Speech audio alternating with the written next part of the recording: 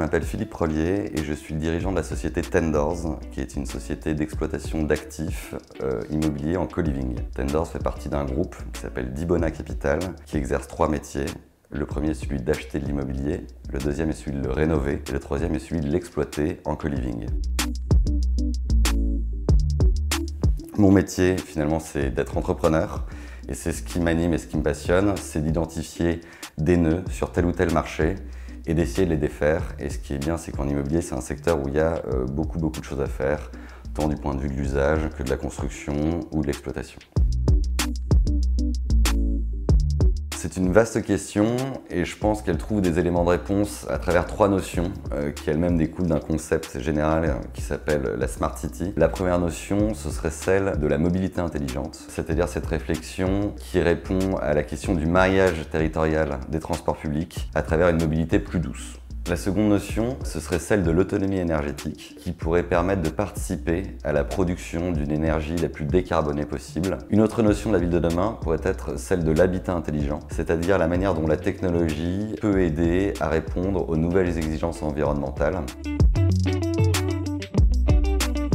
Si je devais citer une réalisation emblématique chez Tendors, je parlerais probablement de cette maison que nous avons dans le 19e arrondissement de Paris. Il s'agit d'une immense maison de près de 500 mètres carrés qui a appartenu à Mathurin Moreau, qui est un sculpteur de bronze du 19e siècle. Si je cite cet exemple emblématique, c'est pour 3 raisons principales. La première, c'est que cette opération participe de quelque chose qui nous tient vraiment à cœur chez Tendors, qui est la conservation et la rénovation du patrimoine architectural existant dans les villes. La seconde, c'est qu'à travers les travaux qu'on a déployés dans ce bâtiment, on a amélioré de manière drastique la performance énergétique du bâti. Et la dernière raison, ce serait que c'est une maison qui bénéficie de qualités esthétiques, architecturales exceptionnelles.